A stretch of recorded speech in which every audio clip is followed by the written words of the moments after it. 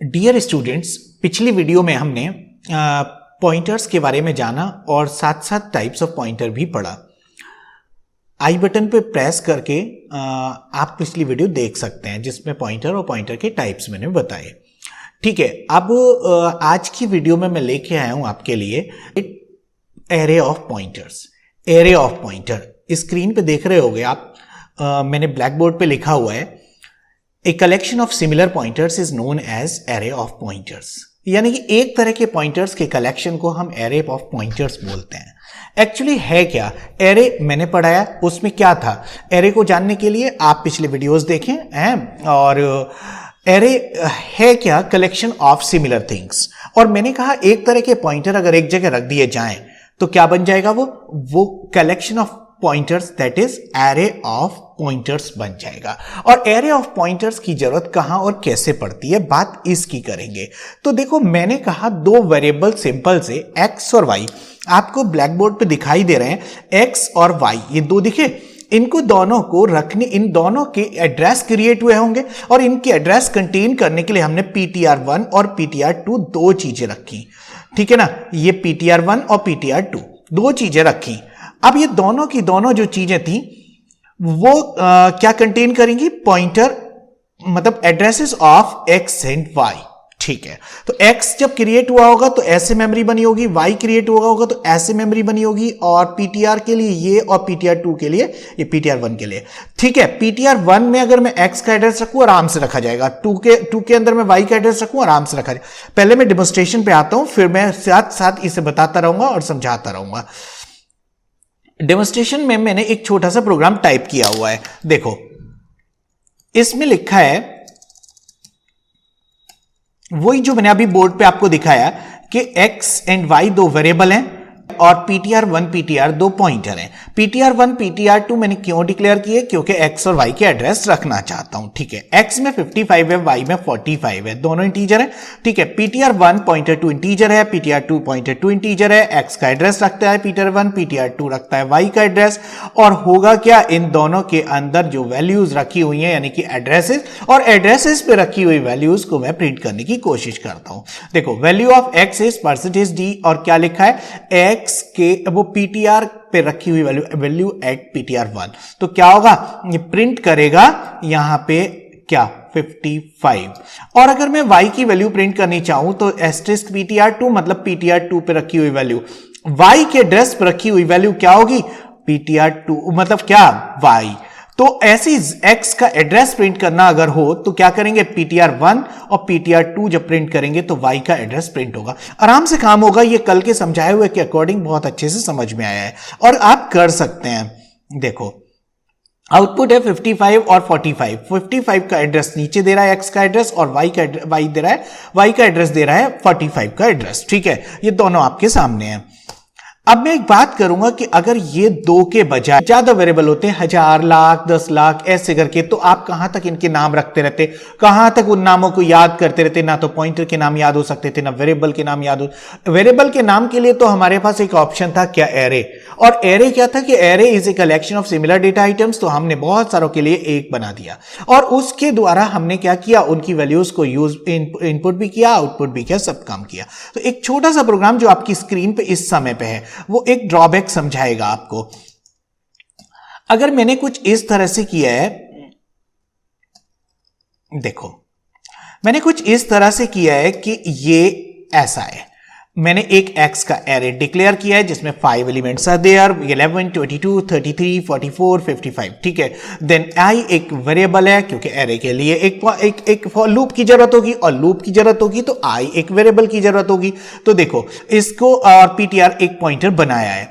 अब जब मैंने अभी एरे के लिए पॉइंटर को तैयार करना है, अभी सिर्फ एक एरे बताया जो सिंपल वेरिएबल का है जिसको मैं पॉइंटर में कैसे स्टोर करता हूं आपके सामने लेके आ। यहां 5 टाइम्स मैंने लूप को रन किया 0 to 4, और रन करने के बाद ptr में xi यानी कि x0 का एड्रेस, x1 का एड्रेस, x2 का एड्रेस, x3 का एड्रेस, x4 का, ऐसे करके मैंने सारे एड्रेसेस रखने की कोशिश की है। और रखने के साथ साथ उसको हाथ के हाथ मैंने देखो xi यहां लिखा है xi मतलब x %d, और %d यहां पे कौन है, i की वैल्यू यानी कि 0, x0 x1 x2 ऐसे यहां पे आएगा आई, और यहां क्या आएगा, पीटीआर पे रखी हुई वैल्यू, यानी कि पीटीआर पे रखी हुई वैल्यू क्या होगी, देखो सबसे पहली बात यह है पीटीआर के अंदर आएगा x0 का एड्रेस। एक काम करते हैं, इसको ना मैं एक बोर्ड से भी समझाता हूं साथ में लेके।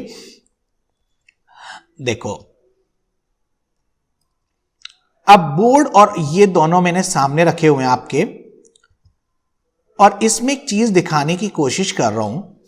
सपोज करो जब ये मैंने बनाया होगा x5, तो ऑब्वियसली कुछ ऐसा बना होगा, है ना, 11, 22, 33, 44 और 55, इनके इंडेक्स 0, 1, 2, 3, 4 रही होगी, कोई परेशानी नहीं। अब मैंने कहा जब एरे बनता है या कोई वेरिएबल बनता है तो उसका एक एड्रेस बनता है। मान लेते हैं इसका एड्रेस 10 है, हालांकि एड्रेस लॉन्ग में आते हैं, ये तो मैंने तुम्हें समझाने के लिए लिखा। 10 इसका अगर एड्रेस है तो इसका कितना होगा, 2-2 बाइट आ गए, जो मैंने पढ़ाया इंटीजर में वो 2-2 बाइट होगा, यानी कि 10, 12, 14, 16, 18। जब तुम टर्बो सी में चलाओगे तो 2-2 का इंक्रीमेंट होगा, बट यहां चलाओगे तो ये 4-4 का इंक्रीमेंट दिखाएगा। तो 4-4 का इंक्रीमेंट अगर होगा तो ये 10 है, फिर ये 10 के बाद 14 है, ये 14 के बाद 18, 18 के बाद 22, 22 के बाद 26, ऐसे करके होगा। फिलहाल अभी एड्रेस की बात कम और बात करते हैं कैसे करके ये रख रहा होगा। देखो अभी पीटीआर में रखा x0 का एड्रेस, x0 मतलब ये वाला, 11 का एड्रेस मतलब 10 रखा होगा। अगर मैंने 10, 12 सपोज करे हैं, वो बात अलग है मेमोरी में क्या हो रहा है, 10 अगर इसका एड्रेस है तो ऑब्वियसली पीटीआर के अंदर 10 आएगा, और 10 आएगा तो यहां पे 10 पे रखी हुई वैल्यू कितनी प्रिंट होगी, 11। फिर एक अगला जब ये लूप चलेगा तो आई की वैल्यू 1 हो जाएगी, और 1 होते ही क्या होगा, वो 1 का एड्रेस रखेगा, यानी कि 12 रखेगा। 12 को क्या, 12 पे रखी हुई वैल्यू प्रिंट करेगा 22, ऐसे 33, 44, 55, ये सारी वैल्यूज प्रिंट करेगा। मैं जरा इसका आउटपुट रन करके दिखाता हूं। x0 11, x1 22, बिल्कुल वही आ रहा है जो मैं आपको अभी समझा रहा था, ठीक है ना। अब बात आती है थोड़ा सा मैं इसमें चेंज करने वाला हूं, वो चेंज क्या होगा जरा ध्यान दें। मैंने यहां पे रखा ऐसे, जो मैंने प्रोग्राम पहले लिखा हुआ था, हालांकि हटा दिया था अभी अभी। मैंने यहां पे 2 सेपरेशन बनाए, मतलब यहां पे एक लूप लगाया पीटीआर में स्टोर करने के लिए एड्रेसेस को, दूसरा लूप लगाया पीटीआर पे रखी हुई वैल्यू प्रिंट करने के लिए।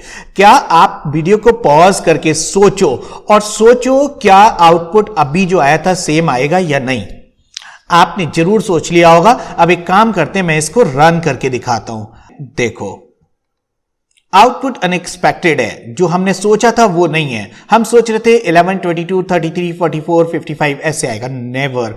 क्यों नहीं आया, इस बात पे थोड़ा सा सोचा जाना चाहिए। आपने जो सोचा था वो फेल हो गया। देखो अब इसमें क्या होगा कि होता क्या है, यहां पे एक पीटीआर वेरिएबल जो बनाया है वो, उसके लिए यहां मेमोरी लोकेट हुई, ठीक है। अब इसके बाद में क्या हुआ, 0 का एड्रेस, यानी कि यहां पे पहले आया कितना, यहां पे आएगा पहले मान नहीं लेते हैं, जो है वो आएगा 10 आया 10, और फिर जब दोबारा ये लूप चला आई की वैल्यू 1 हुई, 1 का एड्रेस यानी कि 12, अब ये कटा 12 आया, ऐसे डॉट डॉट डॉट डॉट, और क्या होगा लास्ट में जब ये आई की वैल्यू 4 हो जाएगी तो ये कितना हो जाएगा, देखो यहां पे जो रहेगा वो रहेगा अब कितना रहेगा 18।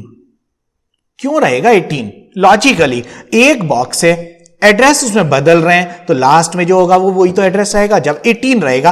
अब क्या होगा कि अब हम इस लूप को प्रिंट चलाने की कोशिश करेंगे, और पीटीआर 0 पे रखी हुई वैल्यू, पीटीआर 1, 2, 3, 4 ये सब प्रिंट करेगा, लेकिन पीटीआर पे रखी हुई वैल्यू कितनी होगी, ऑब्वियसली 55।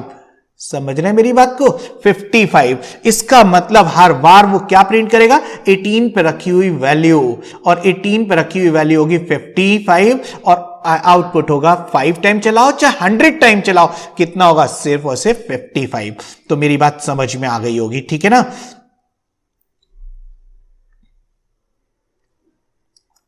ठीक है, अब बात आती है इसको ठीक कैसे किया जाए। तो देखो ठीक करने का मैं तरीका बताता हूं, इसका ठीक करना ही मेरा पॉइंट, वो आज का टॉपिक है। इसको अगर मैंने ठीक कर लिया तो मेरा टॉपिक कवर हो जाएगा, ठीक है। वो क्या है,